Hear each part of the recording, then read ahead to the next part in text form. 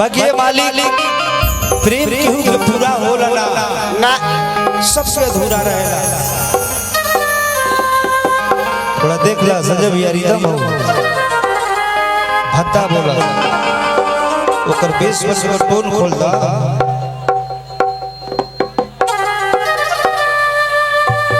हरदी तू गा दी। हाँ गाना एगो आइल हमारे याद टू बहुत बढ़िया। और कल एगो गाना आवता हमार वेब कंपनी से गाना लिपस्टिक ललकाए एगो बहुत ही प्यारा सॉन्ग आप सब वो गाना के सुन।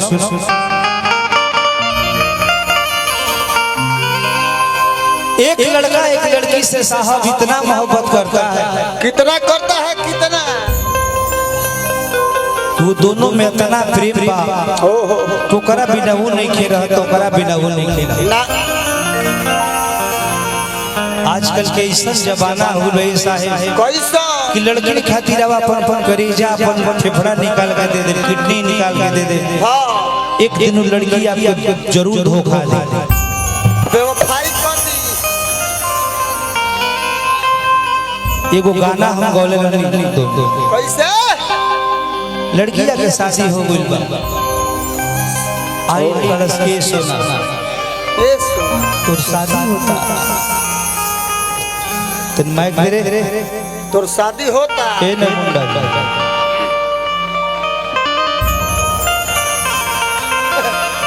तुहर शादी होता रे माइक किसके पास है माइक का माइक नहीं है सर।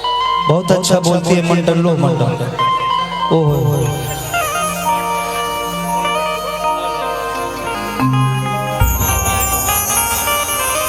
तुहार शादी होता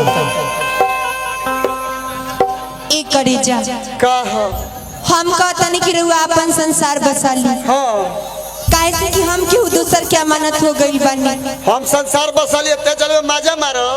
हम कहतनी कि रउआ हमार पीछा कइले एकदम से छोड़ दी। पीछा कोई कहतर छोड़ दी न घर के छोड़ लू न घाट के छोड़ लू कहतर को पीछा के छोड़ हमरा तो पछले पर आनंद मिलता हमरा मन करता पाछा ही करी। बताओ तोरा चलचे रे का ना कइनी नर मुंडा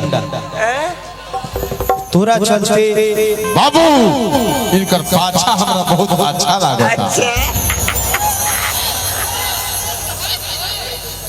तोरा चलचे का नए हाल अरे हला तोरा खती का ना कइनी गाना कोई नहीं तोरा चलते कौन कमी हमारा में रहल कि हमरा के साथ से तो इसे कइले आखिर का है आखिर का है एक करेजा एमे हमार कोनो दोष नहीं के केकर दोस्त बा ई हमार मजबूरी रहल।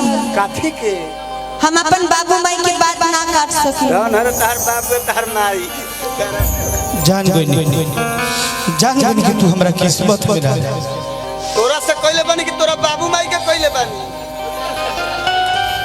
उ लड़की देखी साहब सामने ओकरा धोखा लड़का के देके जा लड़का कहता का अरे किस्मत में ना रहू कि पहिले हमसे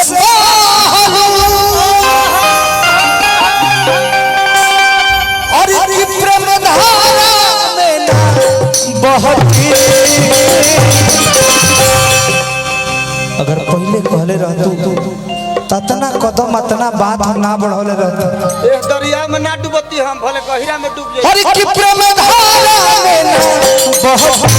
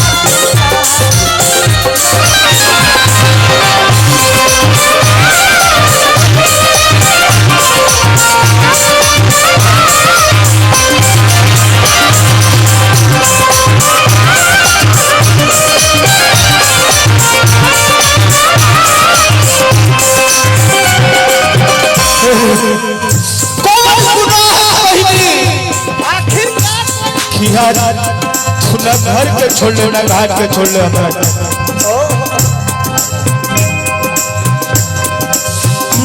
झूठे पिया बलू मोहब्बत अब ससुराल में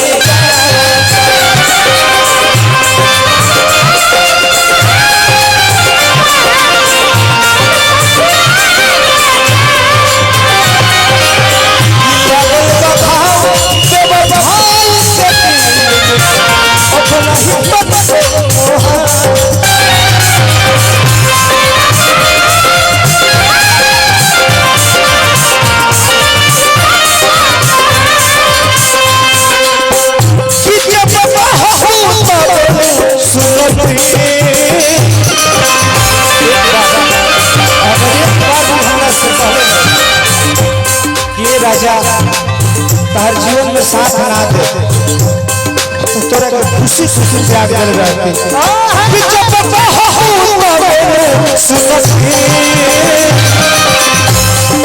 तुम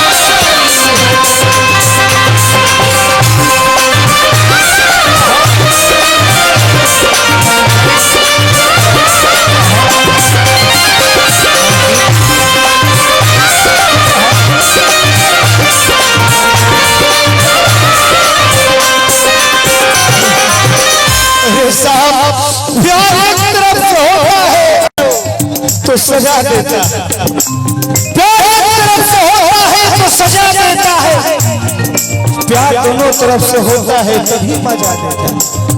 ऐसे मत कहीं तो नजर हमारी नजर तुम्हारी, नजर हमारी नजर तुम्हारी, नजर ने नजर की नजर उतारी।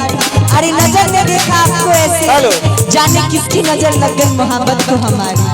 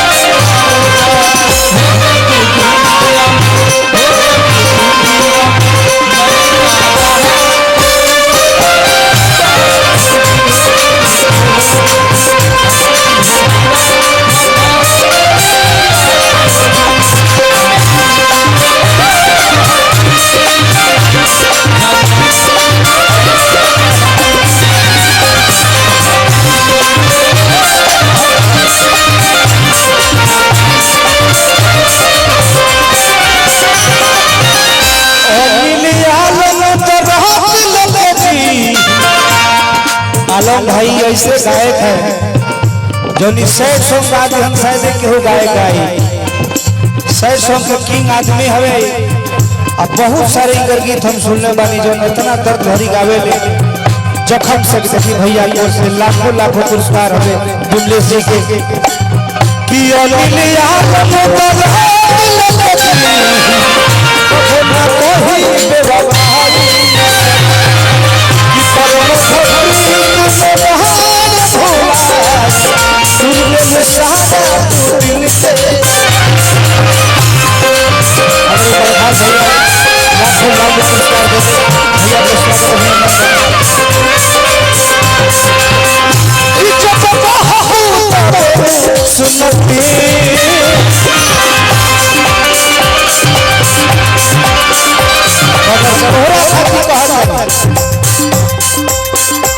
जब ले पास रहो तो सर खास हो जाए जब न पास रहो तो सर खास हो जाए तो हर दीवाना बदमाश हो जाए।